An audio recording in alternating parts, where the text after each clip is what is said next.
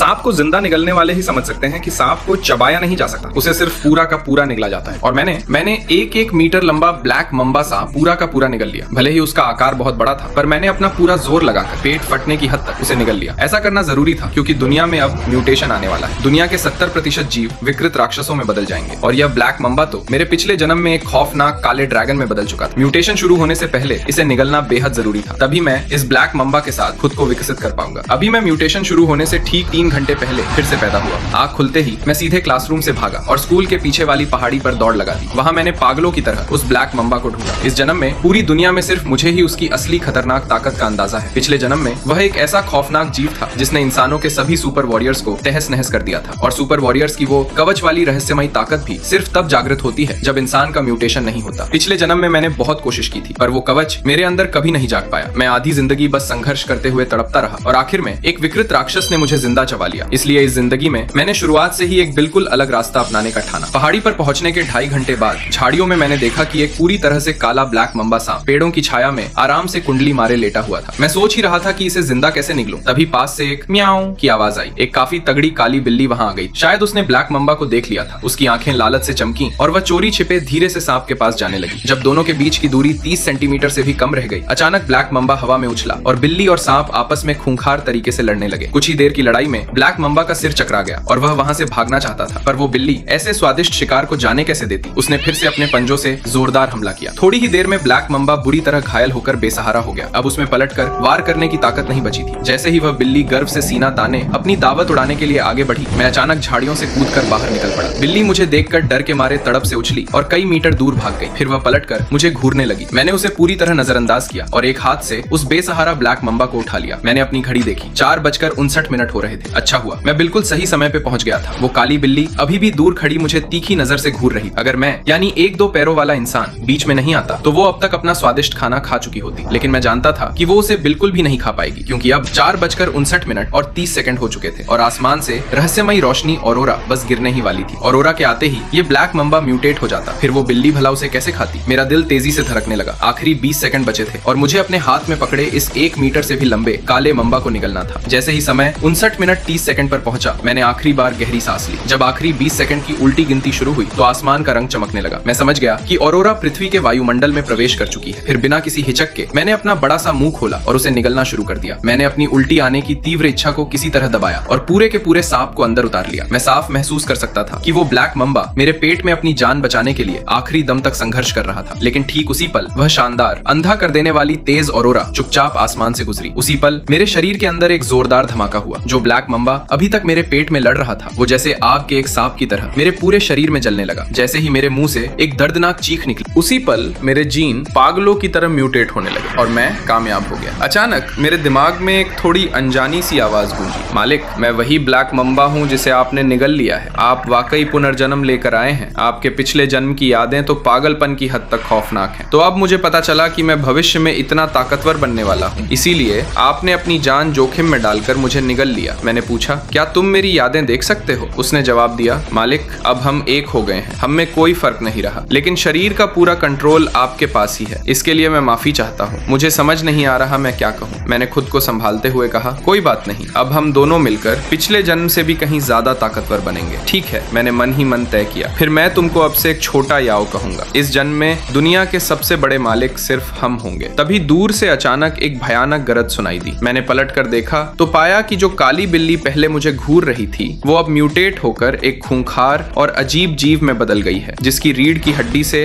कांटों जैसी नुकीली हड्डियां बाहर निकल आई थीं। ये देखकर छोटा याओ ने एक जोरदार दहाड़ लगाई और उस बिल्ली को घूरने लगा, मगर उस म्यूटेटेड काली बिल्ली ने सबसे पहले मुझ पर ही हमला कर दिया। मेरी आंखों में एक ठंडी और कातिलाना चमक दौड़ गई। वो बिल्ली मेरे सामने बहुत कमजोर निकली, एक ही वार में ढेर हो गई। जैसे जैसे छोटा याओ ने उस बिल्ली के खून गोश्त को मेरे अंदर से सोखा, मुझे साफ महसूस हुआ कि मेरे शरीर के अंदर गर्मी की लहरें उठ रही हैं। मेरी कोशिकाएं जिंदगी में पहली बार इतनी सक्रिय हो उठी थीं। मैंने पिछले जन्म के तरीके से अपना अभ्यास करने की कोशिश की, लेकिन मैं सूरज की रोशनी को अपने अंदर नहीं खींच पाया। मुझे समझ आ गया कि मेरी शक्ति अब तभी बढ़ेगी जब मैं ताकतवर जीवों का खून गोश्त निगलूंगा। सुपर वॉरियर्स जागृत होने के बाद सितारों की रोशनी को अपने अंदर समाहित कर सकते हैं, लेकिन मैं कोई सुपर वॉरियर नहीं हूँ, इसलिए मुझे अभी की धूप या रोशनी पहले से कुछ अलग नहीं लग रही थी। तभी छोटा याओ की आवाज मेरे दिमाग में गूंजी, मालिक हमें अब बदला लेना होगा। पिछली जिंदगी में आपके स्कूल में एक कीड़े जैसा इंसान था जो आपको जानवर समझता था, है ना? हम अभी जाकर उसे मार डालेंगे। मेरी यादें आपकी यादों से जुड़ चुकी हैं और छोटा याओ अच्छे से जानता है कि आप उस इंसान से कितनी नफरत करते हैं। मेरा भी यही इरादा है। मैं जिस बंदे को मारने वाला हूँ वो मेरे ही स्कूल का है, लीन यूं। वो 1000 करोड़ के ग्रुप के मालिक का बेटा है और उसका दादा सेना का एक बहुत बड़ा अफसर है। हालांकि उस रहस्यमयी औरोरा ने पूरी दुनिया को अपनी चपेट में ले लिया था, पर मुझे पता था कि अगले 3 घंटे तक दुनिया में बड़े स्तर की कोई गड़बड़ी नहीं होगी। जब मैं अपने स्कूल के गेट पर पहुंचा तब तक क्लास खत्म हो चुकी थी और बहुत सारे छात्र बाहर आ रहे थे। मैं स्कूल के अंदर नहीं गया बल्कि गेट के बाहर ही रुककर लीन यूं के बाहर निकलने का इंतजार करने लगा। वो रोज लगभग 5:30 बजे के आसपास अमीर छात्रों की अपनी टोली को लेकर बाहर खाने के लिए जाता है और मैं वहां स्कूल के बड़े से गेट के बाहर खड़ा था। मेरे बाल पूरी तरह सफेद हो चुके थे, मैंने शर्ट नहीं पहनी थी और मेरी छाती पर खौफनाक टैटू चमक रहे थे। वहां से गुजरने वाले हर एक इंसान के लिए मैं तुरंत ही खौफ पैदा करने वाला एक बिल्कुल ही अलग नजारा बन गया था। कुछ घंटों के इंतजार के बाद आखिरकार मैंने अपने शिकार को देख ही लिया। वो अमीरजादों की अपनी टोली के साथ स्कूल से बाहर आ रहा था। इन लोगों को देखते ही मुझे अपने पिछले जन्म की याद आ गई। इन्हीं अमीर बच्चों ने खुद बचने के लिए मुझे चारे की तरह इस्तेमाल किया था ताकि मॉन्स्टर्स मेरे पीछे लग जाएं। उस दिन मैंने अपनी 3 उंगलियां खो दी थी और लगभग मर ही गया था। मेरे चेहरे पर एक खूंखार भाव आ गया और मैं उनकी तरफ बढ़ा। तभी एक घमंडी अमीरजादे ने मुझे अपने पास आते देखा। उसका मुझे रास्ता देने का कोई इरादा नहीं था। तू कौन है बे? ऐसे रास्ता रोककर नहीं खड़ा हो सकता। लिन यू ने मेरी तरफ देखकर मेरा मजाक उड़ाया। कहां से आया है तू? वापस जा। मैंने एक भी शब्द नहीं कहा, बस एक कदम आगे बढ़ाया और सीधा उसके मुंह के सामने पहुंच गया। अगले ही पल मेरे बाएं हाथ ने उसकी गर्दन को जकड़ लिया था। वहां खड़े 2 सिक्योरिटी गार्ड्स मेरी आंखों का खौफ देखकर सुन्न पड़ गए। जो कदम मुझे रोकने के लिए आगे बढ़े थे वो वहीं रुक गए और उनके रुकते ही मैंने अपना कदम जमीन पर टिकाया और एक झटके में लिन यूं की गर्दन तोड़ दी। उसकी मौत की आवाज पूरी तरह दब कर रह गई। ये देखकर मेरे चेहरे पर एक सुकून भरी मुस्कान आ गई। आखिर पिछले जन्म में बिना किसी पावर के मैंने कयामत के उन 8 सालों को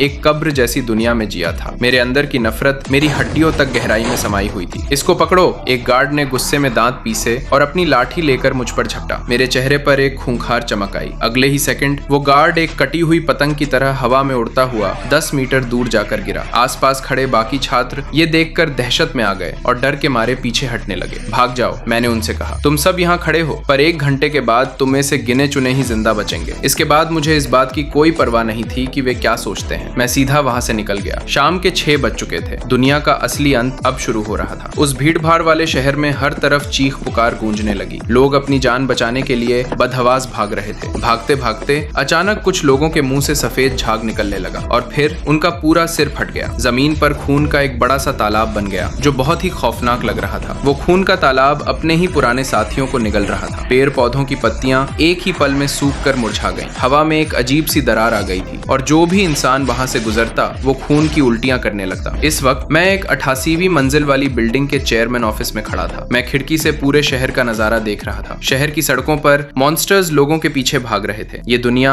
अब सच में नर्क बन चुकी थी और मैं यहाँ सबसे धारदार हथियार लेने आया था, एक बेहतरीन कटाना तलवार, क्योंकि उन घिनौने मॉन्स्टर्स को अपने हाथों से मारना मुझे बिल्कुल पसंद नहीं था। मालिक, क्या हमें अब कुछ खाने पीने का सामान इकट्ठा करना चाहिए या शिकार पर चलें? छोटा याओ ने पूछा। तभी दरवाजे के बाहर एक औरत की चीख सुनाई दी। अगले ही पल नाइट गाउन पहने एक खूबसूरत सी औरत बदहवासी में ऑफिस के अंदर भागी और जल्दी से दरवाजा बंद कर लिया। इतना करने के बाद वो डर के मारे जमीन पर गिर पड़ी। उसका शरीर कांप रहा था और चेहरे पर मौत का खौफ था। तुम कौन हो? तभी उसकी नजर मुझ पर पड़ी। उसने देखा कि चेयरमैन के ऑफिस में एक अजनबी खड़ा है और उसके आसपास 4 खूंखार मॉन्स्टर्स की लाशें पड़ी हैं। मैंने बस उस औरत की तरफ देखा और दरवाजे की तरफ बढ़ गया। मैं मन ही मन सोच रहा था कि क्या मैं इस औरत को चारे की तरह इस्तेमाल करके बाहर वाले मॉन्स्टर्स का ध्यान भटका सकता हूँ ताकि मैं लिफ्ट से अंडरग्राउंड गोदाम तक जा सकूं। मुझे पता था कि यहाँ तक पहुँचने के लिए इस औरत ने अपने कई साथियों को धोखे से मरने के लिए छोड़ दिया था। मुझे यहाँ देखकर उसने तुरंत अपना प्लान बदल लिया। उसके हाव भाव देखकर लग रहा था जैसे वो सोच रही हो, ऐसा कौन सा आदमी है जो मेरे हुस्न पर नहीं फिसलेगा। अचानक ऑफिस के दरवाजे पर बाहर से एक जोरदार टक्कर लगी। साथ ही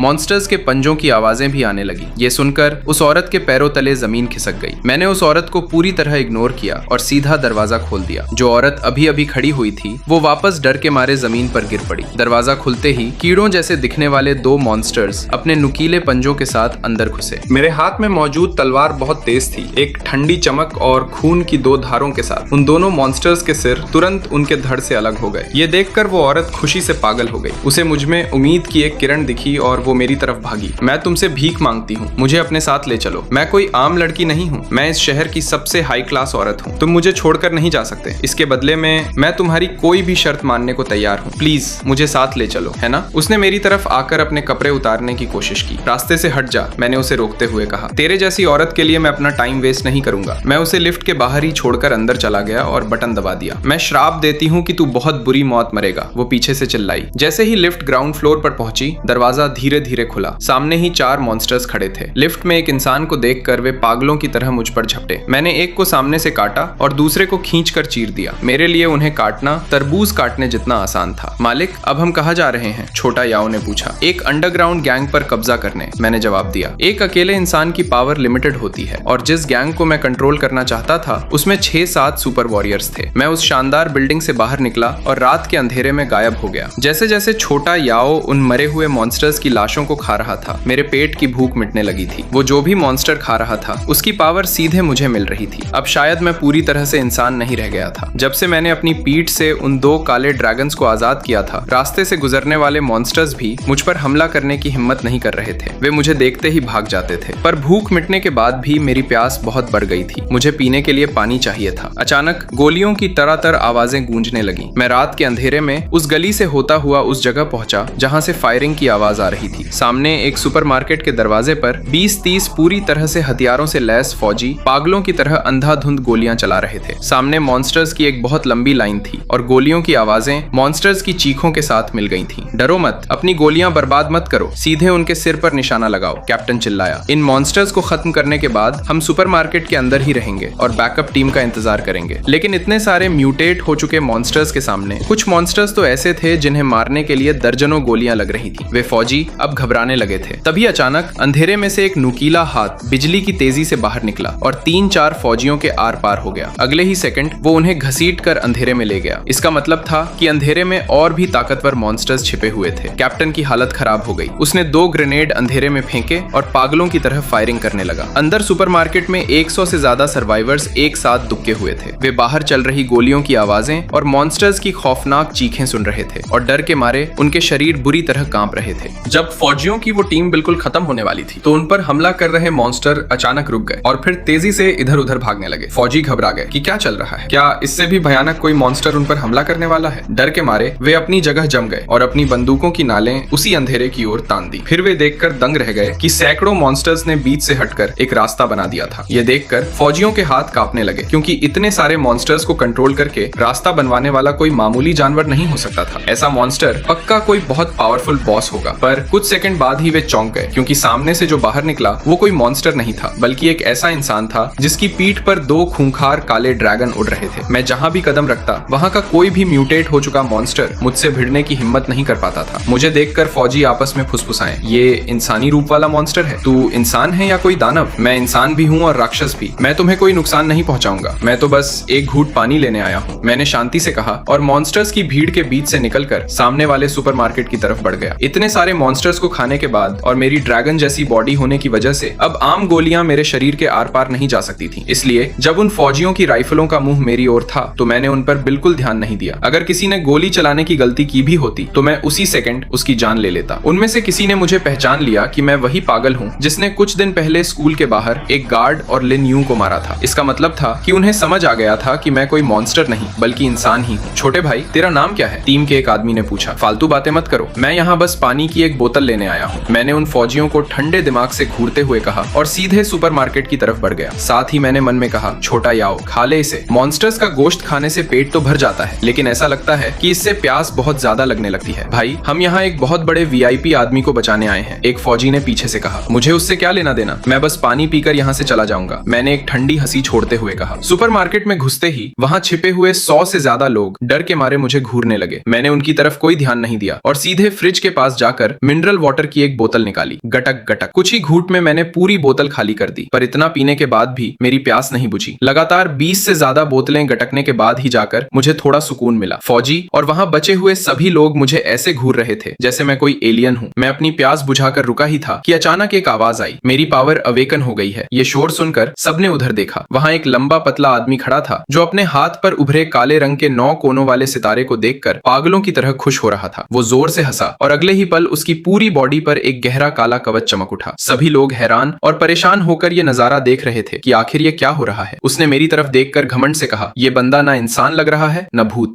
सब मेरे सामने घुटने टेक दो, क्या तू मुझे मारना चाहता है? मैंने उसे हल्के में लेते हुए एक ठंडी नजर से देखा। मैंने सच में सपने में भी नहीं सोचा था कि एक नया नया अवेकन हुआ सुपर वॉरियर मुझसे भिड़ने की बेवकूफी करेगा। ये पहला सुपर वॉरियर था जिसे मैंने इस जन्म में देखा था और वो सीधे मुझसे ही पंगा लेना चाहता था। तेरे जैसे अजीब जानवर के इस कमरे में आते ही मुझे घिन आने लगी थी। सब पीछे हटो, मुझे इसे मारने दो। उस आदमी के हाथ में अचानक एक एनर्जी स्वॉर्ड आ गई। यही था सुपर वॉरियर का कवच, जिसकी ताकत और डिफेंस कमाल के होते हैं और वे अपने हथियारों को इस तरह अपनी मर्जी से बुला सकते हैं। पिछली जिंदगी में मैं इन सुपर वॉरियर से बहुत जलता था क्योंकि उनका कवच दिखने में बहुत ही स्टाइलिश और ताकतवर लगता था, पर वो तो बस पिछली जिंदगी की बातें थीं। अब मैं भले ही एक इंसान दिख रहा था, पर मेरी ताकत बहुत खौफनाक हो चुकी थी। मैंने मन ही मन सोचा, तू तो अभी कल का बच्चा है, तुझे अंदाजा भी नहीं कि तू किस खतरनाक ताकत के सामने खड़ा है। उस काले कवच वाले आदमी ने गुस्से में चिल्लाते हुए अपनी तलवार उठाई और मुझ पर एक जोरदार वार करने के लिए आगे बढ़ा। तभी अचानक मेरी पीठ से मेरे दोनों काले ड्रैगनों की एक भयानक दहाड़ गूंजी। वे बिजली की तेजी से हवा में उड़े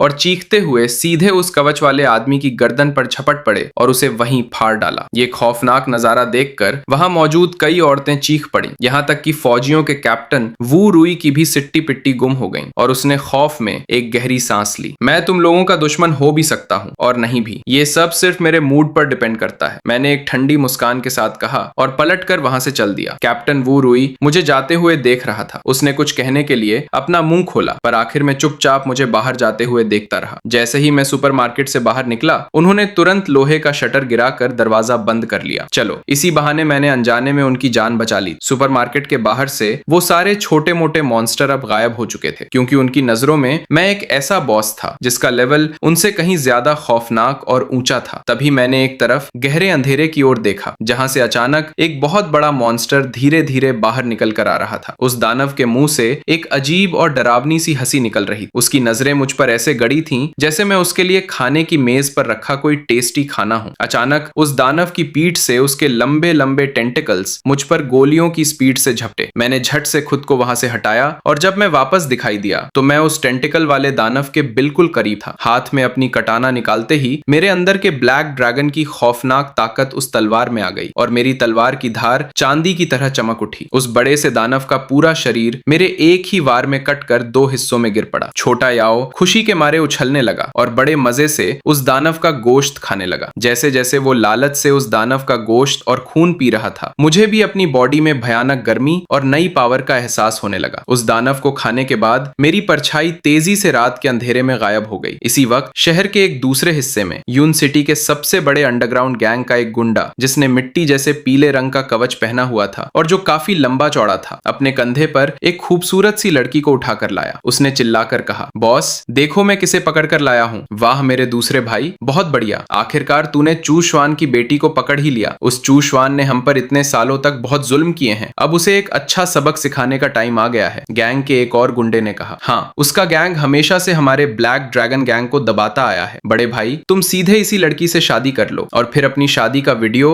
उस चू श्वान को भेजकर दिखाना। उस जगह मौजूद तीनों गैंग लीडर, जिनकी पावर और कवच अभी हाल ही में अवेकन हुए थे, पागलों की तरह ठहाके मारकर हंसने लगे। तभी उस बंधी हुई लड़की चू मोंगसी ने ठंडी आवाज में कहा, क्या तुम्हें सच में लगता है कि मुझे कंट्रोल करना इतना आसान है? ये बोलते ही अचानक चू मोंगसी की बॉडी पर एक बर्फीला चांदी जैसा चमकता हुआ सुपर पावर कवच आ गया। इसकी पावर भी अवेकन हो गई। वो तीनों गुंडे ये देखकर चौंक ही रिमेन थे कि तभी बाहर से गैंग का एक आदमी भागता हुआ अंदर आया और खौफ में चिल्लाया, बॉस बाहर एक इंसानी रूप वाले भयानक मॉन्स्टर ने एंट्री मारी है और उसने एक ही वार में हमारे बाहर खड़े तीनों कमांडर्स को मार डाला है।